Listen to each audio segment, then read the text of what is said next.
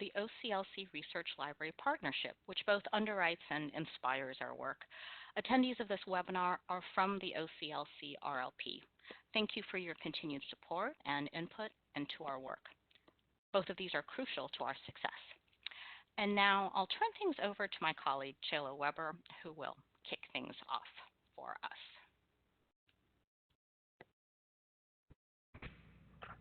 Hi, good morning, everyone, or good morning from the West Coast of the United States. Thank you so much for being here with us this morning. So I'm, as Mercy said, I'm Chayla Scott Weber. I'm a Senior Program Officer here at OCLC with the Research Library Partnership. I primarily focus on supporting learning and research related to archives, special, and distinctive collections. So if you've been to the rest of our AV series, you have seen this introduction before, and I apologize, but I'll just briefly give you some context for our presentation today. So OCLC has a long history of work in archives and special and distinctive collections and research libraries, and we work in special collections because we know that they're an important site of knowledge creation, and that it made possible by the library's commitment to the stewardship of their distinctive collections. And we also understand that the unique nature of the material can make scaling work a challenge, and so we try to identify areas of common need and patterns to help libraries scale learning and expertise with these collections, and then share that learning back with the partnership. In October of 2018, we released the Research and Learning Agenda for Archives, Special, and Distinctive Collections, and it articulates shared challenges and opportunities for research libraries in this sphere and suggests some approaches for working on them together. The agenda was created through a really participatory process with the Archives and Special Collections community, and it's now guiding our work in this area. And so prioritizing one of the key priorities identified through the research agenda process is addressing the challenges of stewarding our AV collections. AV holdings continue to be a top concern in archival repositories because of the evolving modes of scholarship in which these are increasingly valuable and sought after sources, because of the preservation concern that many AV formats are at or near end of life, and because the sheer volume of AV holdings is staggering and exceeds many institutions' ability to do preservation reformatting. We've been working over the last year to better understand the needs in this area beyond our initial conversations during the creation of the agenda. In spring of 2019, we surveyed 137 colleagues across the partnership to learn more about their needs, and then followed that up with a series of community conversations. And then I wrote a couple of blog posts summarizing what we learned through those activities, and now we're responding to what you all told us you need by doing a series of webinars throughout 2020. And so one of the key takeaways for me from the survey and the subsequent conversations was that we really need to rethink our traditional approaches to AV in order to tackle the problem in front of us. The preservation risks, coupled with the large volume of holdings and the short time window, means that we need to scale up our work on these collections. And working at scale amplifies the challenges of AV materials and also creates new challenges. And I think there are all kinds of different ways that a shift in mindset will be necessary to addressing the challenges of stewarding these collections at scale.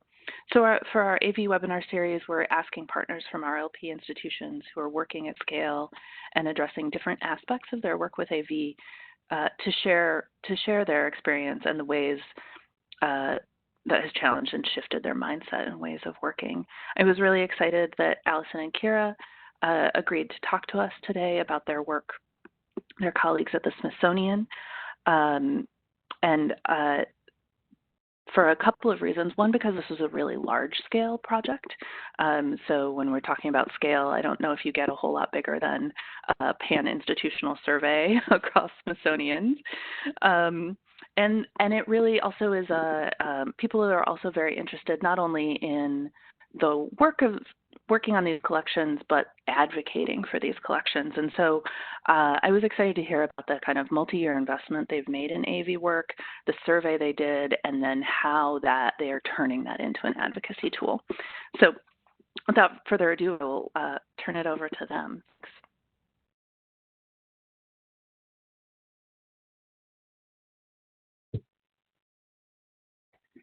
Thank you, everyone, for joining us today, and thank you to the OCLC Research Library Partnership for giving us the opportunity to share our work. My name is Kira Sobers, and I'm the Digital Media Coordinator for the Smithsonian Institution Archives. My co-presenter is my colleague, Allison Ruppert-Gerber, and she's the Preservation Coordinator for the Archives. Today, we're going to share with you a 4-year pan-institutional project that we conducted to survey and assess our audiovisual collections, and some simple ways that we were able to harness the different types of data produced to create a powerful narrative that can be used to advocate for preservation within organizations.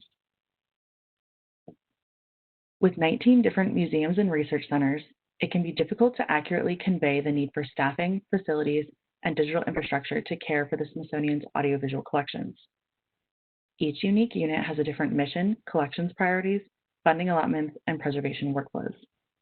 However, the Smithsonian's internal Audiovisual Archivist Institutional Leadership Group, also known simply as AVAIL, knew that in order to maximize our advocacy efforts for our audiovisual collections, it was important to come together to tell that story by performing a survey of these materials.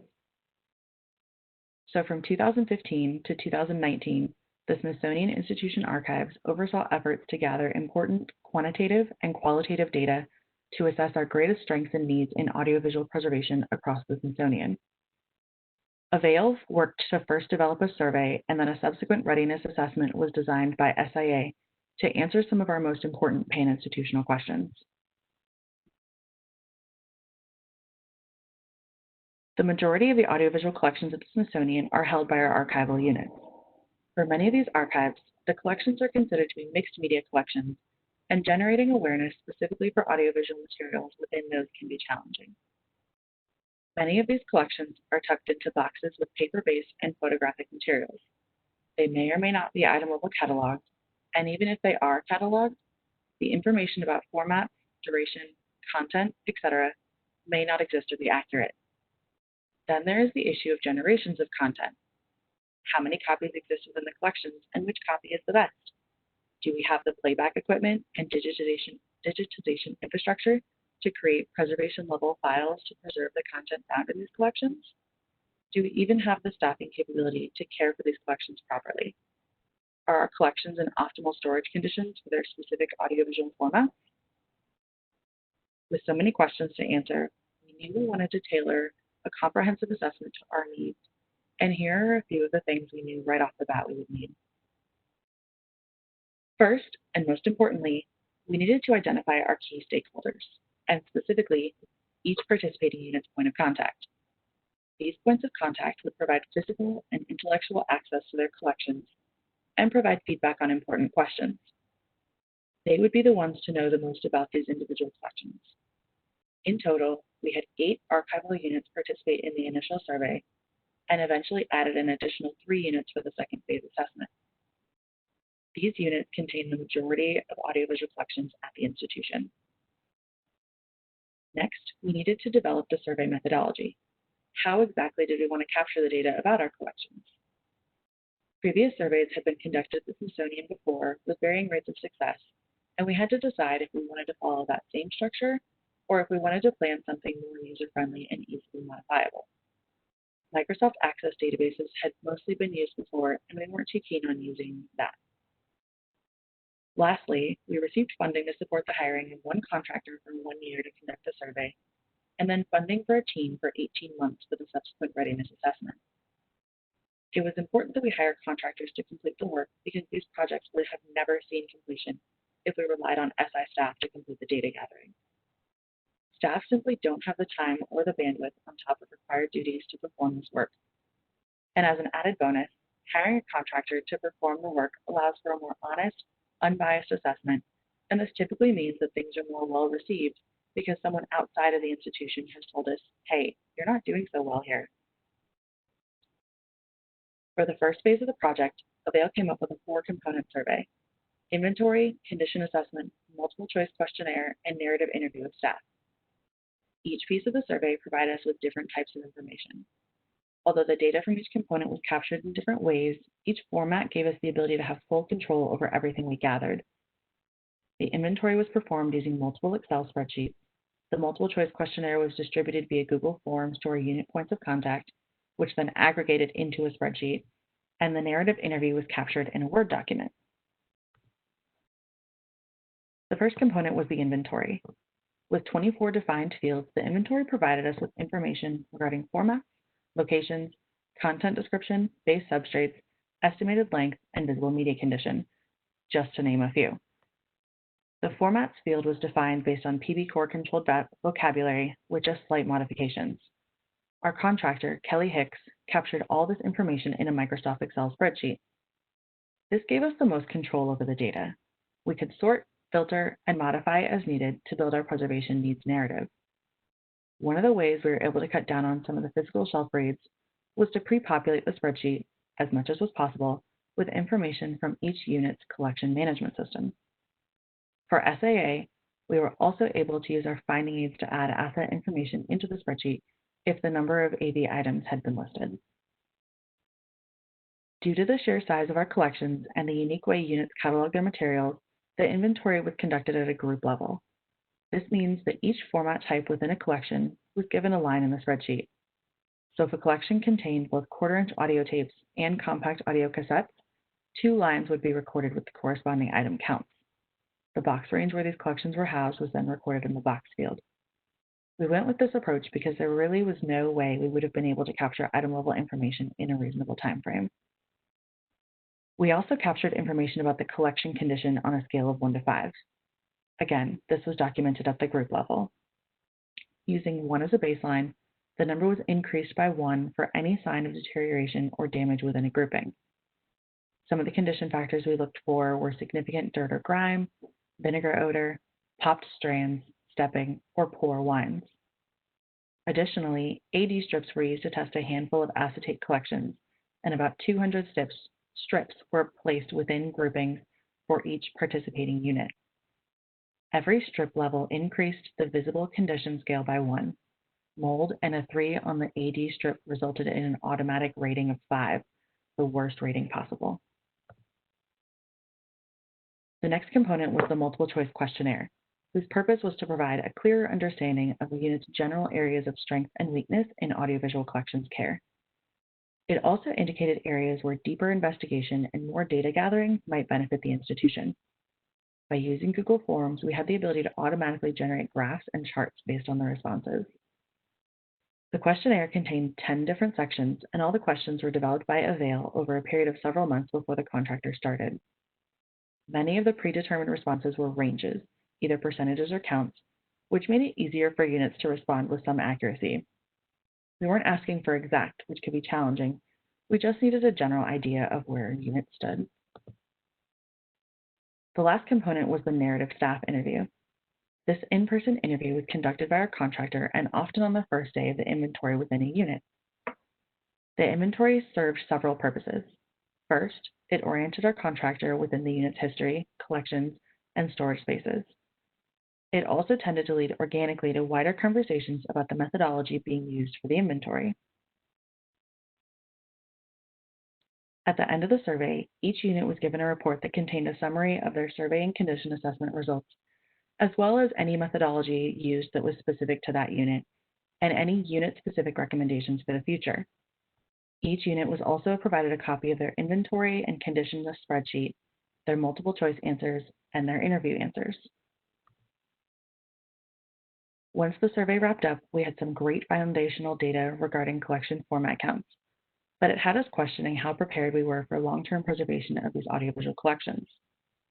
To help answer those questions, SIA worked to develop an audiovisual preservation readiness assessment to dive a little deeper into some of the information we gathered in the survey.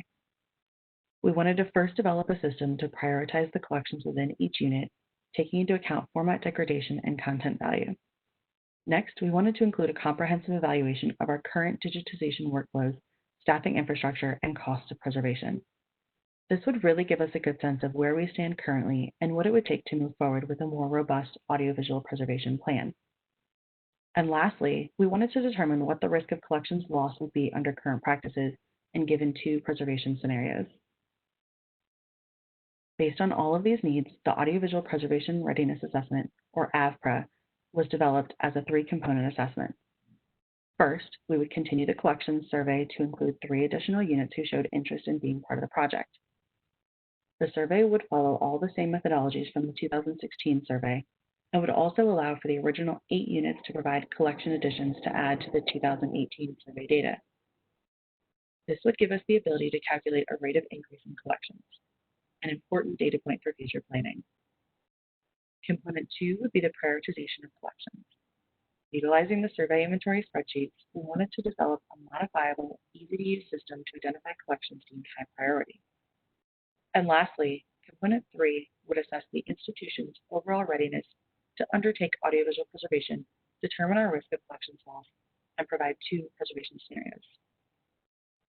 The project was based on several assessments that have been performed at other organizations, such as New York Public Library's Audio and Moving Image Collections Facilities and Workflows Assessment, and Indiana University's Meeting the Challenges of Media Preservation Strategies and Solutions. Again, we used simple data gathering systems, mostly Excel and Word, and hired contractors. The Association of Moving Image Archivists Community Archive and Collective, or CAC, which consisted of Kelly Hicks, Mariah Limpeth, and Marie Lasky, to complete the bulk of the data gathering and recommendations. 5 of the original 8 units submitted collections additions. When added to the 2016 survey data and the counts from the 3 new units, the survey identified 293,586 audiovisual assets, with a little over half of those being audio and the rest being split fairly evenly between video and motion picture film. The top 5 formats were identified as compact audio cassette, quarter-inch open-reel audio tape, 16mm film, VHS, and Blu audio disc. A large part of the challenge in enacting preservation is simply deciding what to preserve first, particularly with large collections that contain 30-plus formats. In response to this challenge, the second major phase of the assessment was to develop and implement a system to support the youth in prioritizing their preservation activities for their audiovisual collections. CAC developed a 2-part system. The data-driven part of the system looks at the asset's physical fragility and current condition, while the narrative-driven part of the system takes into account the asset's cultural value and whether or not it has been preserved. The major goals of this were to be simple to use, easy to modify for continued reassessment, considerate of the special needs for audiovisual collections, and to provide a consistent methodology among units. The data-driven part of the system uses a numeric system to score each asset or group of assets. Step 1 of the system assigns a base score to that asset that reflects the expected inherent fragility of the format. This is on a scale from 1 to 5. Once the base score has been assigned, it can be adjusted to reflect the influence of other factors, such as inappropriate environmental controls, harmful housing material, or physical condition issues, such as mold, high acetic acid decay, or heavy physical wear. Each one of these factors lowers the base score by 1, with the maximum being a 2-point adjustment. The third and last component of the assessment was the evaluation of Smithsonian practices. This included a documentation of current preservation workflows, data about available audiovisual digitization equipment, the cost of preservation both in and out of house, the time required for preservation, and the current rate of preservation at the institution. This evaluation was performed at the unit level and then aggregated to provide a pan-institutional readiness summary. One of the major deliverables from the readiness evaluation was equipment checklists. Again, these were reported for each unit and then aggregated into an institutional list. This master list will be invaluable for future planning because we'll be able to more efficiently allocate resources to increase preservation capabilities around the unit. Every participating unit showed a willingness to contribute equipment to either a centralized digitization space or to other units. Some of the types of equipment recorded were capture computers, signal conversion equipment, playback decks for video and audio, and inspection and cleaning equipment for all media. It was also noted if the equipment was in use and if it was functional. All unit-specific information was added to the individual unit reports from Phase 1 so that each unit has a complete package of data provided by the survey and assessment that pertains specifically to their unit. As rates, cost determinations, and totals were calculated, they were all documented in methodology documents by CAC that were accessible to SI staff. While we know this isn't always feasible when working with consultants, we would stress it's important to anyone undertaking an assessment project. It promotes transparency and replicability of the project and really allows us to turn all of this into a living document. The Smithsonian can and has continued to add to and manipulate the data as we develop a more comprehensive pan-institutional preservation plan. It's one thing to have the data presented to you in static form. It's another being able to understand how those numbers were derived. The last two areas of evaluation were to determine our risk of collections loss based on our current preservation rates, and then the development of two preservation scenarios that would attempt to mitigate some of that loss. Each scenario is based on a constant, the first being time, what do we need to preserve everything within 15 years, and then cost, what can we do with a one-time $5 million budget. Based on staff interviews, it was estimated that approximately 254,268, or about 87%, of the audiovisual assets across the participating units are currently unpreserved. Using our current staff capabilities and rates of preservation, this means that we are looking at around 188,893 assets lost after 15 years, with the 15-year timeframe being derived from the Library of Congress's National Recording Preservation Plan for Magnetic Media, which estimates that after that time, items will no longer be viable for playback. While some of the collections, such as film or assets stored in optimal environmental conditions, may be viable past that timeline, many of our collections will not. The estimated time to preserve all assets is based on the average number of assets being preserved annually, which is 485 assets per year across 9 units. This average gives us a better sense of the general rate of preservation and eliminates any data skewing that may occur from special projects with limited funding and support. Since we don't have 394 years to preserve the materials, we were also given 2 preservation scenarios. The first preservation scenario tells us what is needed in order to preserve all of the remaining assets in 15 years. To reach our goal, we would need to preserve just under 17,000 assets annually, a far stretch from the current annual rate of 485. The ideal strategy would be to preserve our most common formats in-house, such as compact audio cassettes and quarter-inch open-reel audio tapes, while we would send about 25% of unpreserved collections to a vendor for digitization. This accounts for rare formats that would require specialized knowledge and facilities, as well as any formats that require extensive conservation treatment beyond our capabilities. The estimated annual cost for staffing and vendor digitization comes down to about $2.7 million annually, or approximately $40.8 million over 15 years. It should be noted that the number of assets to preserve does not take into account any collection increases.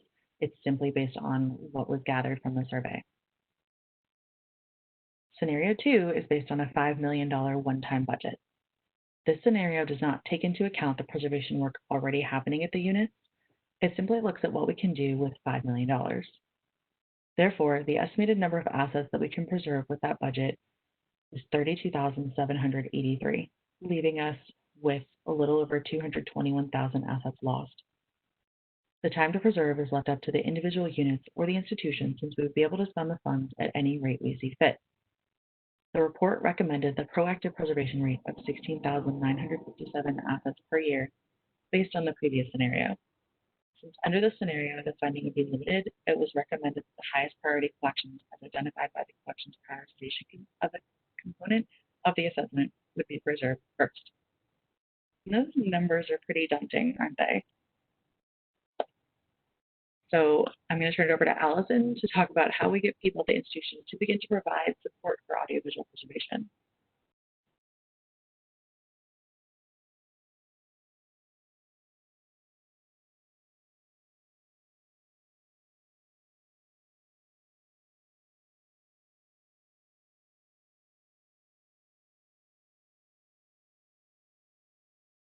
Thanks, Kara. That's a great segue into what to do with all of that data and information. While a final project report accompanied by findings and recommendations can be powerful in and of itself, it can be daunting for people to digest. And if you want to reach some of those people within your organization that can provide resources, such as people and money, you have to think about how to get that information to them in a concise, interesting way. One of the easiest ways to stir up interest in your project is to create a visually appealing guide that highlights your findings. This should really act as your elevator speech in visual form. Focus on quantifiable data. Everybody loves numbers, and numbers can be empowering and eye-opening. You'll want to include charts and graphs that really highlight your data. Use color and interesting fonts. And clarity. Be mindful of what you're saying and make it clear for anyone who gets their hands on your infographic. Here are some examples of other infographics from our project. These were all made using Microsoft Publisher, a free tool that we had access to. Anytime I know I'm going to be speaking with someone about the assessment, I make sure to have physical copies of these infographics on me. I can't even say how many times I've walked into someone's office who I thought had no idea about the assessment, and they have these graphics hanging on their wall or their office door. Don't ever underestimate the power of a good graphic. The last thing I will say about advocacy is to make sure your findings are publicly available. Both of our final reports and the accompanying infographics are available on SIA's website for anyone to see.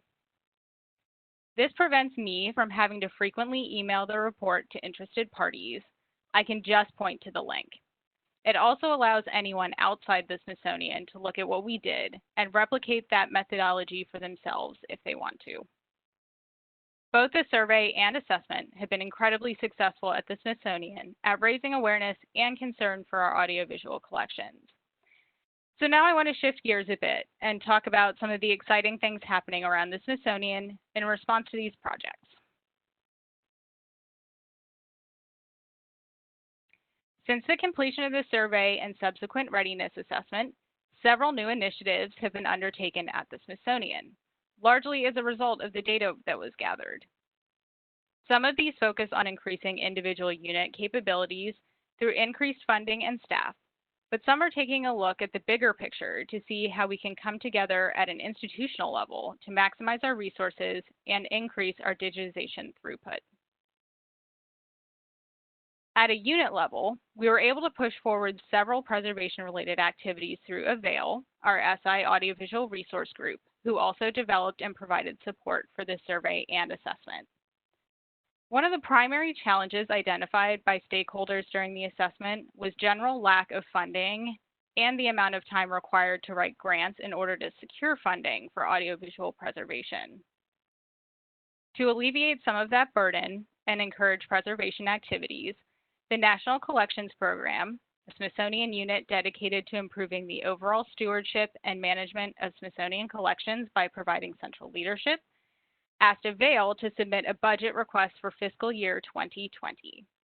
AVAIL settled on 4 categories in which units could request funds: equipment, projects, travel, and workshops. Any member of AVAIL could request funding for travel to conferences and trainings to support their continuing education and networking. As you can see, this year, members requested to attend the highlighted organization's annual conferences. Unfortunately, and I guess somewhat fortunately, due to the current circumstances, many of our colleagues were unable to use these funds, but many have more opportunities to attend more affordable online conferences. Many of our smaller units within SI have tight budgets that in the past have prevented staff from taking advantage of travel opportunities. Through this funding, AVAIL is able to alleviate the financial burden on those units and provide unique professional development opportunities for our staff. The second funding category, equipment, is used to request any items that would aid in the stabilization, digitization, and processing of collections. This includes anything from tape cleaners to playback decks to software. 3 units requested extensive lists of equipment this year to build up capacity in their labs, totaling about $137,000 in costs.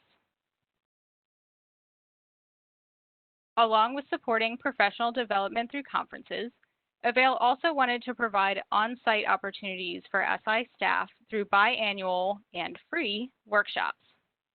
In July 2019, Avail hosted a 2-day video digitization workshop to train staff from across the institution on how to conduct preservation-level digitization in-house. Taught by Kelly Hayden and Ben Turkis and hosted by the Archives of American Art, this training covered the ins and outs of video digitization from beginning to end. Staff learned everything from how to clean the heads on a pneumatic deck to how to calibrate decks to performing quality control checks on the resulting files. The hope was that this training would help to encourage more units to engage in preservation activities in-house. Training also helped staff to feel more confident about the accuracy of the files while performing quality control checks. The last Avail funding category is certainly the broadest and most popular among staff: projects. Any project funding that's requested needs to support the overall preservation of audiovisual collections. This can include the digitization of collections by specialized vendors, transcription services to support accessibility, internship stipends for new professionals, specialized contracted services for overall collections care and stabilization, and software development for processing, quality control, or digitization. Some of the specific projects from this year include the digitization of 266 16-inch lacquer transcription discs and 118 quarter-inch open reel audio tapes from the World is Yours radio program, which is part of the Smithsonian Institution Archives collection. This radio program ran from 1936 to 1942 and was a partnership between the Smithsonian and the U.S. Department of the Interior Office of Education, and broadcasted weekly on NBC. Over 6 years, these 30-minute programs covered virtually every aspect of Smithsonian collections and research. Another project is located within the Ralph Renzler Archives and Special Collections under the Center for Folklife and Cultural Heritage. Staff requested funds to support a contract media conservation technician for 1 year to continue digitizing quarter-inch open reel audio tapes that are at high risk of loss due to their current condition. The project will digitize the entirety of the 1976 Smithsonian Folklife Festival audio recordings, about 3,700 tapes, and will also make the contractor available to support the preservation of approximately 1,000 audio recordings from other units at the Smithsonian. Funds will support 2 interns and conservation rehousing supplies as well. Switching gears to some other pan-institutional projects, in June 2019, the Smithsonian Transcription Center launched its audio transcription platform, TC Sound, to support increased access to our audio collections. This platform allows the crowd to transcribe audio files from archival collections through an online interface. These transcripts not only help us to meet accessibility requirements, but they also aid in the generation of invaluable metadata to help make these collections more discoverable. This platform also helps to increase advocacy for these collections by educating the public on the importance of their preservation. Also in June 2019, the Smithsonian completed the first multi-unit audiovisual digitization project. Overseen by our Digitization Program Office, this pilot project supported the vendor digitization of 272 quarter-inch open reel audio tapes, one of our most at-risk and largest formats. The tapes came from the collections of 2 different units, which allowed us to establish new workflows that stemmed from existing processes within the units. As part of the project, we photographed the front and back of each box and at least one side of each reel, both sides if there was writing or labeling on them, in order to have documentation of the condition of the materials prior to sending them out to vendors. None of the Smithsonian units currently use barcodes to track audiovisual assets, but we decided to test their use during this pilot project to see if we could come up with a practical way to implement them when we scale up to more items from more units. A barcode was placed on the box and reel prior to imaging so that the number would be captured in the image in addition to adding it to a tracking spreadsheet. Additionally, since we were physically handling each tape in order to photograph it, we took the opportunity to do any quick repairs that would significantly aid in the digitization process, such as adding hold-down tape and tightening any loose lines prior to the items being sent out. Once the digital files were received back from the vendor, we conducted quality control tests on the resulting files and ingested them into our institutional long-term preservation storage environment. The intention for this pilot is to eventually scale up to mass digitization of this format and potentially another at-risk format.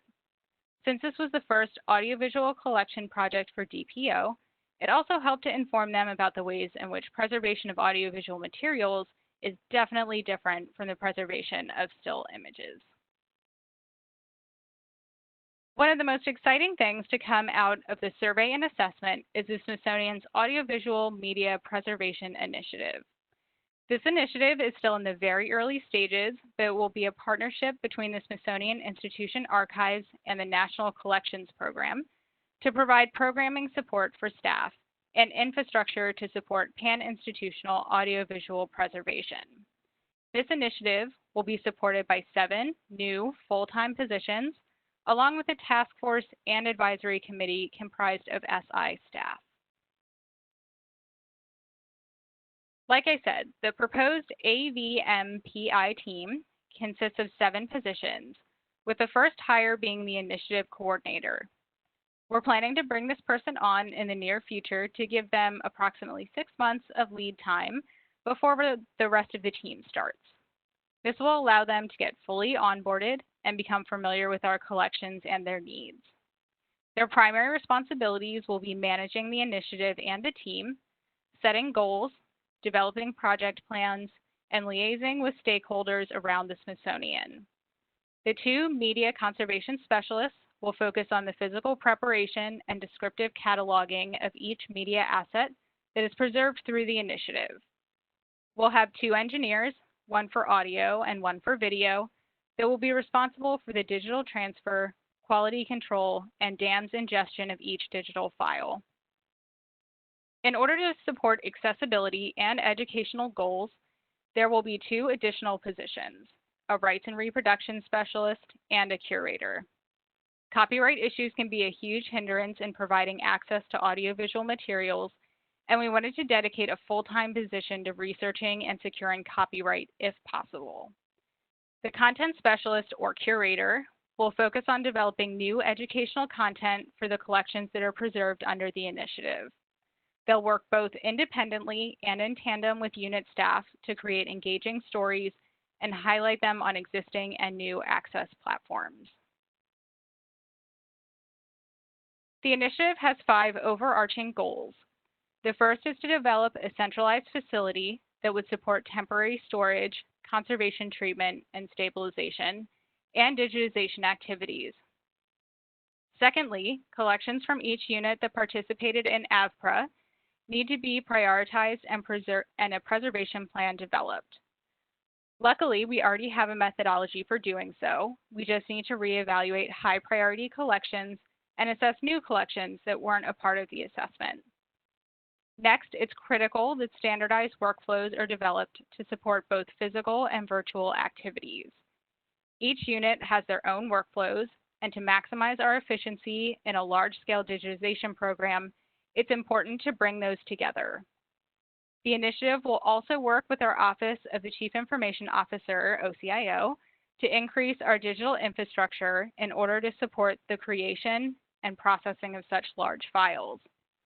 And lastly, we will develop effective communication and access solutions for interacting with our audiovisual collections. This means both utilizing existing resources, such as the Transcription Center, and potentially building new portals tailored for our collections. Currently, we are in the first phase of implementing the initiative. The first goal, which has mostly been completed, is to secure funding. The National Collections Program has pledged the funding for staff, vendor digitization, and equipment. However, we will also need to think about funding for outfitting a centralized digitization space. Next, we'll want to compile existing resources, both internal and external, that will help with planning and implementing the program. These resources can include project reports, existing workflows, interviews with colleagues, and most importantly, staff expertise. We need to identify who around the Smithsonian is best suited to be a part of the task force and advisory committee. Next, we will look to launch the project management platform that will track project goals, store important documents, and facilitate communication between staff. Several platforms are currently being evaluated and tested, along with the option of building an in-house system. Onboarding the initiative coordinator will also occur in phase 1. Right now, the position description is being finalized, and the job announcement will hopefully be posted within the next few months. Once the coordinator position is filled, the task force and advisory committee will work with them to finalize the overall goals to make sure everyone is on the same page and is fully supportive of the project. Given the current circumstances, the timeline for completing phase 1 will be the end of this calendar year, 2020. And of course, none of this work would be possible without the help of some incredible people.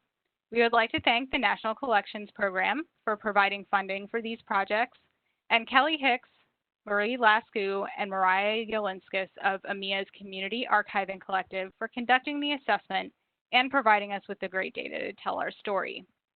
And last but certainly not least, Avail for being such an amazing group of colleagues who had an enthusiastic desire to work together to develop solutions for pan-institutional audiovisual preservation. And with that, I'd like to thank everybody for their time, and we'd be happy to take some questions. Great. Thank you so much to both of you. It's really terrific to hear about this, all of the work that you all have been doing together.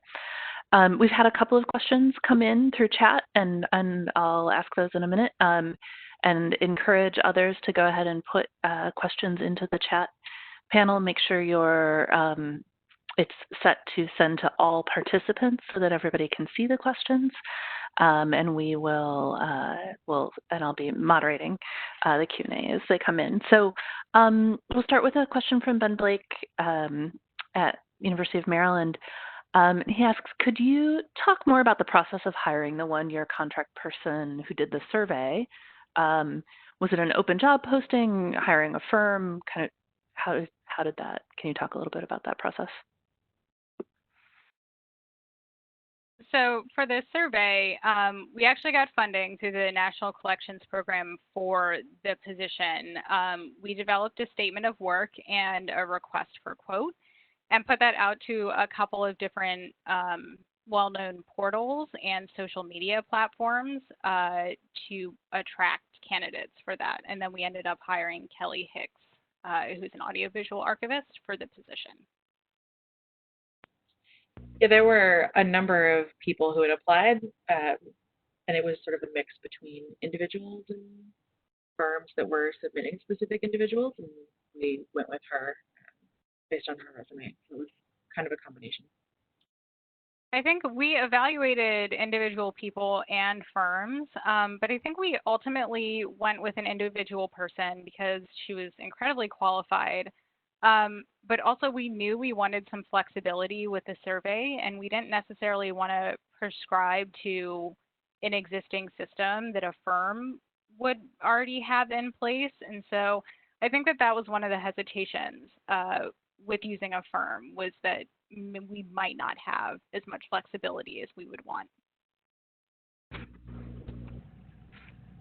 Great. And we were also trying to stay within our budget.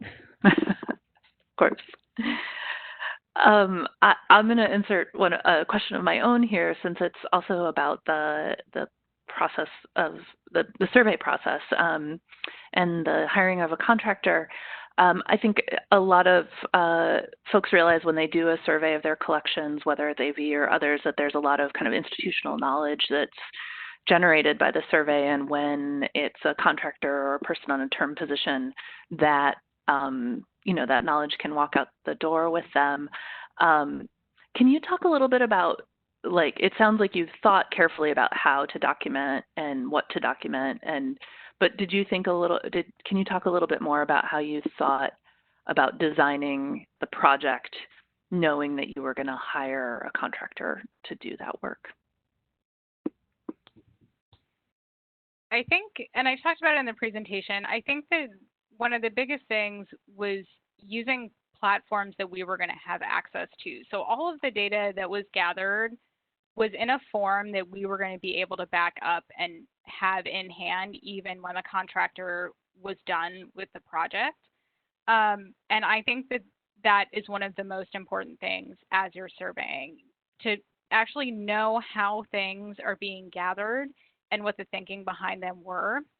We also put out two pretty detailed reports for both of the project. I think that they were like 50 to 60 plus pages each, documenting all of the methodology and everything that we had designed beforehand, for our own benefit, but also, like we said, for other people to be able to replicate it, on a pretty low budget if they wanted to.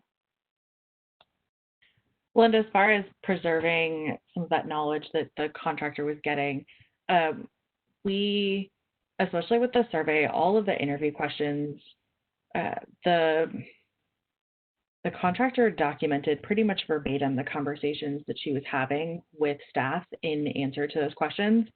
And we have that raw sort of pseudo transcript of what those conversations were, as well as a sort of modified and edited version that was produced to make it a little bit less conversational looking in the final report for those interviews.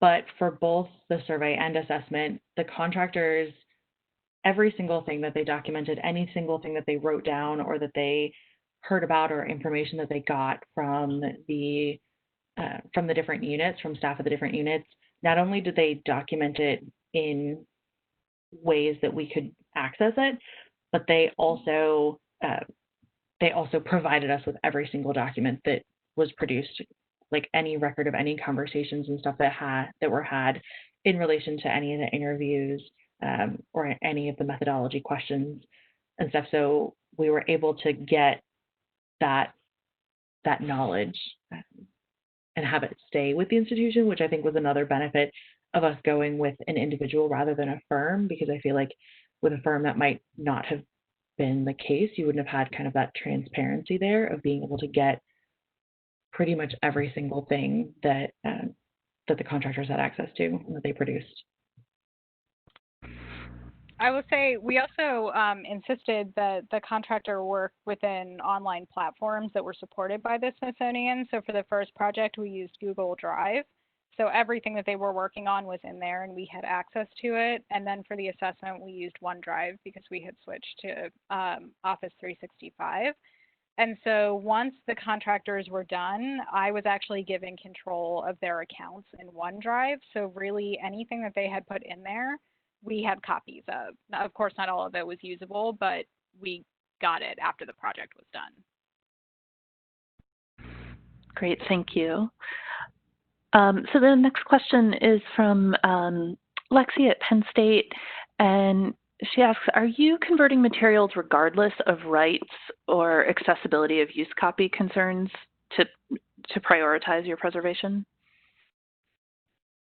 I think that that's a factor that may be taken into the prioritization portion of this, but it is not heavily weighted. We're really looking more at what is at risk of loss right now. We really just want to preserve it and get it into a state where we know if we lose the physical carrier, we have the content, and then we'll work out those rights issues afterwards. We don't want to be dictated by the rights of things because this is a preservation initiative, so we're focused on just preserving everything we have.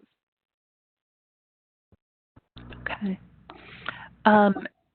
And Diane asks, do you have any born digital audio files in your collection? And if so, were these digital materials part of the original survey? We do have born digital audio and video materials in our collections, but we did not include them in the original survey. There was a Pain Institutional born digital survey that was done, I want to say in 2012, prior to us doing the AV survey, and those materials were counted as part of that. And so we made the distinction that it had to be on some sort of physical carrier like magnetic media. So we did include DAT tapes, mini DVs, digibetas, things that are sort of on that line between born digital but are on a physical magnetic carrier. But we did not include straight born digital audio or video as part of the survey. What about optical media? No, that was included as part of the previous Born Digital survey as well. They actually went through a number of different units and specifically looked at optical media, and not only did an inventory of what optical media was there, but then the second phase of that was to remove all of the data from the optical media. And so we felt that that work had sort of already been taken care of, so didn't include that as part of this either. Great, thanks. Let's see, I think we have time for one more question. Nicole asks, could you discuss the role of the rights and reproduction specialist in your upcoming project? So we have been participating in an open access initiative at the Smithsonian that's looking at making some of our images available through Creative Commons. And they haven't yet tackled audiovisual collections or their role in open access. And we knew that we wanted to be able to provide access to these collections if we can. But everybody knows that it can get very, very complicated to discern copyright with audiovisual materials. And so they are going to be focusing on researching those collections, so looking at documentation within each individual unit from where the collections came from, and see what their documentation looks like, and potentially reaching out to individuals who may be copyright holders for material and seeing if we can get permissions for those. And so we've done this a little bit at the Smithsonian Archives, but through contracted services for some audiovisual collections. And it's a really long and daunting process. So we knew we wanted to dedicate a completely full-time 40-hour-a-week person to just doing that.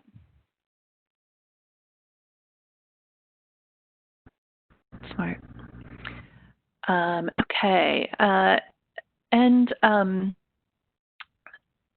let's see. So you put all your tools, copies of your tools out on the website, and you talked a little bit about sort of them being able to be reused.